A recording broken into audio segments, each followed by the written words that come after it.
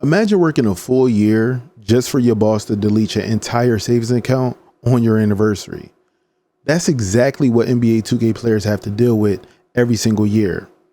We have to start from zero, but 2K can literally do one thing to change all of that.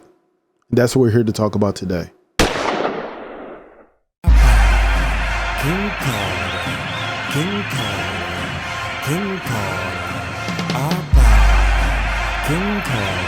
So first and foremost, for everyone that's watching this video, liking the video and sharing the video is free. If you do this, most likely people will hear about this and we can try to, get 2K's attention with this video.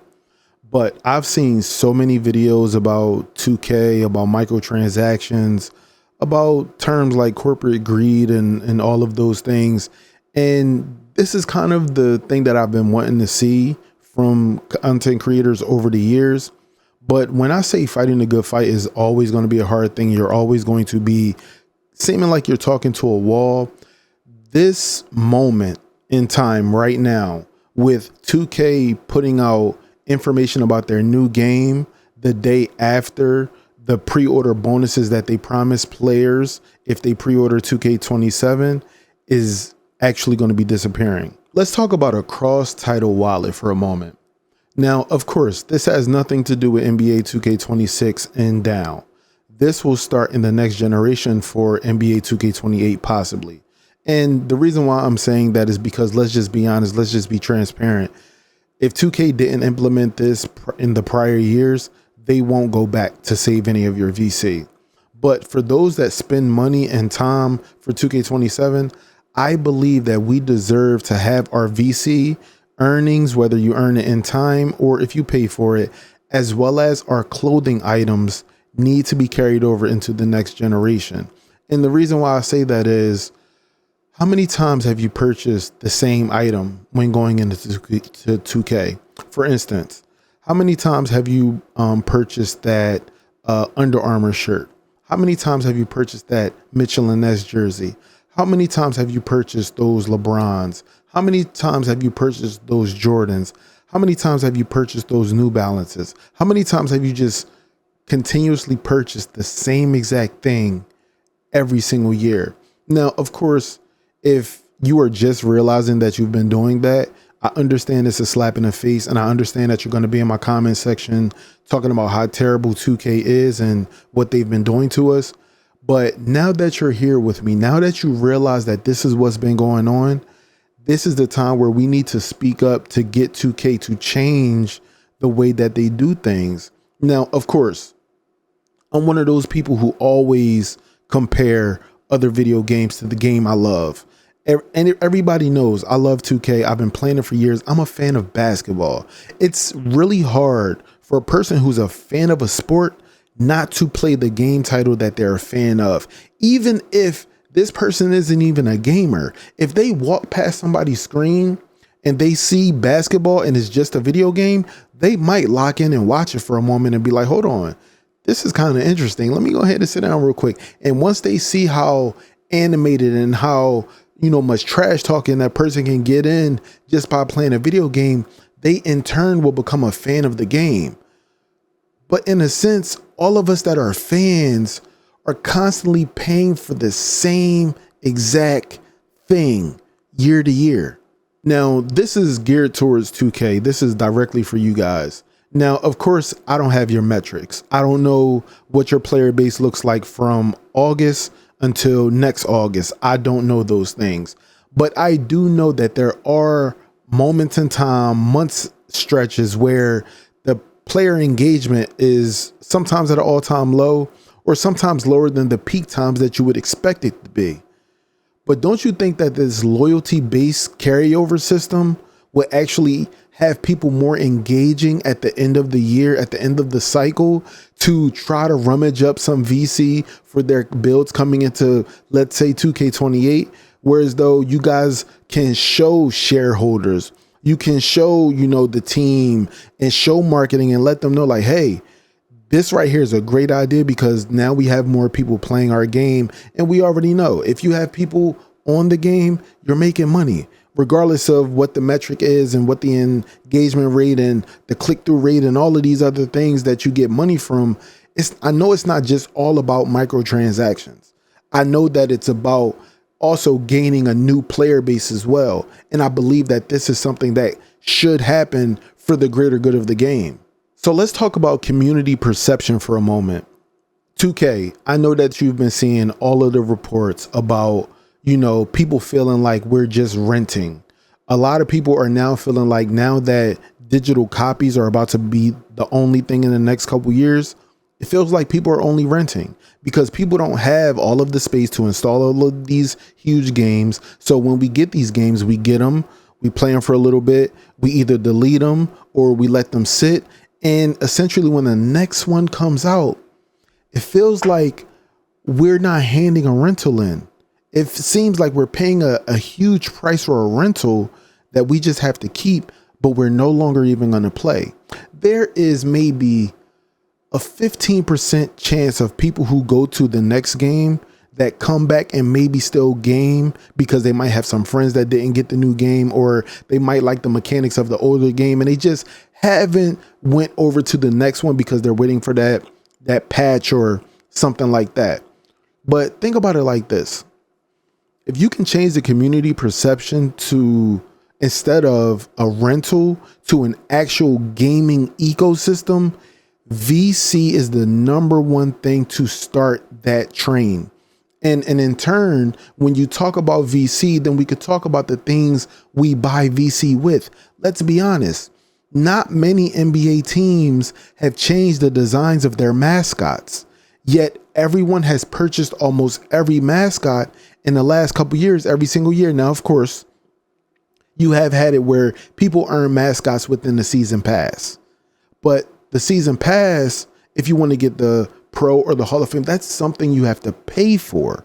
So essentially, if you're bringing something like a season pass to people, why aren't you implementing the same things that these other games that have season passes implementing theirs? Like the ownership of their cosmetics. Why aren't you doing that yet? It's no reason that you shouldn't be doing that.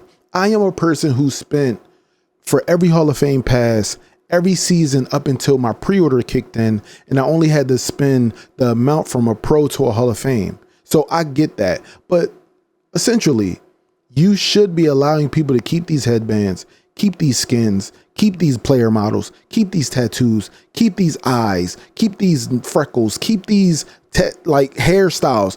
You should be allowing these players to show that loyalty, that carryover. You should be showing them that they are appreciated, because within showing people that they're appreciated, guess what? The word of mouth travels. Yo, guess what 2K just did? 2K just allowed us to keep the items we buy. 2K just allowed to keep us to keep the items we earn. 2K just allowed us to keep the VC that we paid for. And when people hear that, they'll say to themselves, 2K might be stepping in the right direction. And then they might try out the new game. Now, of course, I've watched many of videos talking about, the game should be free and, you can, make money off of your first build or XYZ, or make the first build free. And then, maybe they can, get a chance to create more builds. In this moment right here, I'm not attacking you about microtransactions. I'm not attacking you about the price of your game.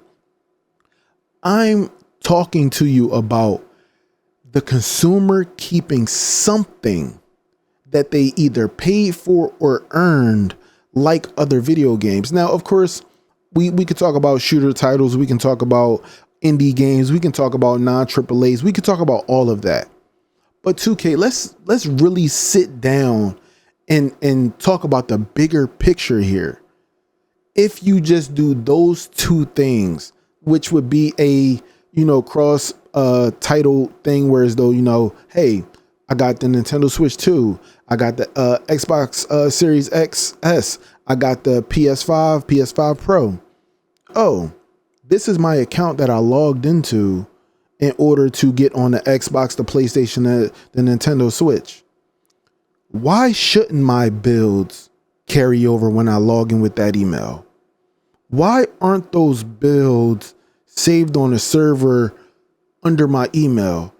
Because, hey, they are the same builds. When you make a build on Xbox, you can make the exact build on PlayStation 5, right? So why is it when I go to Xbox, I need to make a new build? Why is it when I go to PS5 and I just got off Xbox because maybe I want to make the transition this year, why do I have to make a new build?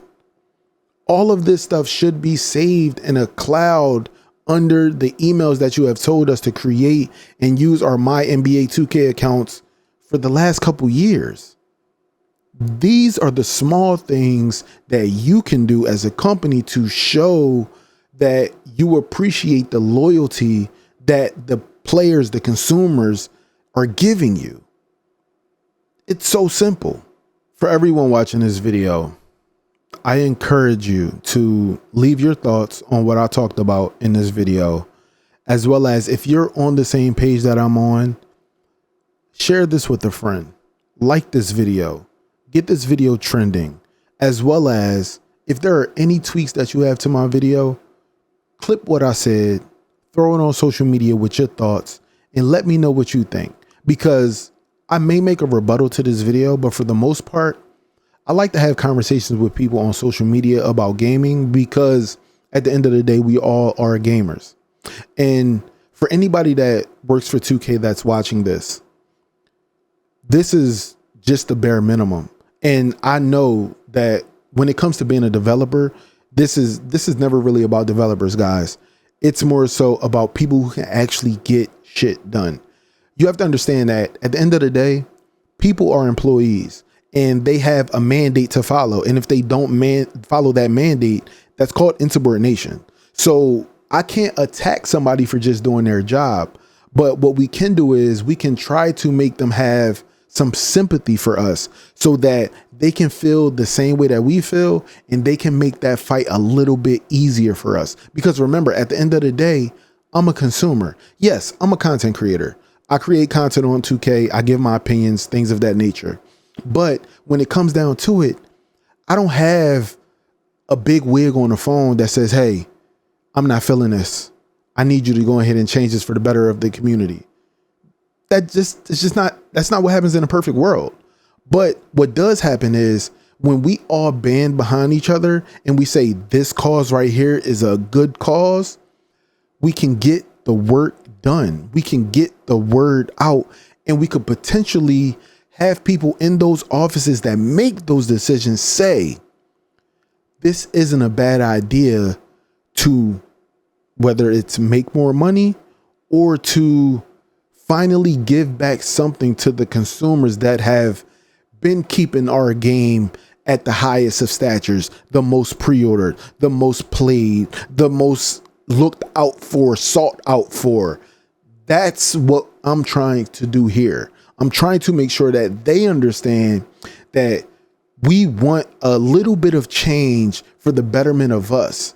Because at the end of the day, 5-10 years from now, we don't know where 2K's player base is going to be, but it can either go up, it could either go down, or it can remain stagnant. And it's completely up to the company on the decisions that they want to make from this moment forward. So with that being said, like, subscribe if you're new, share this video, get the word out, man. It's about us. And I just want us to have a great time gaming. Peace, y'all.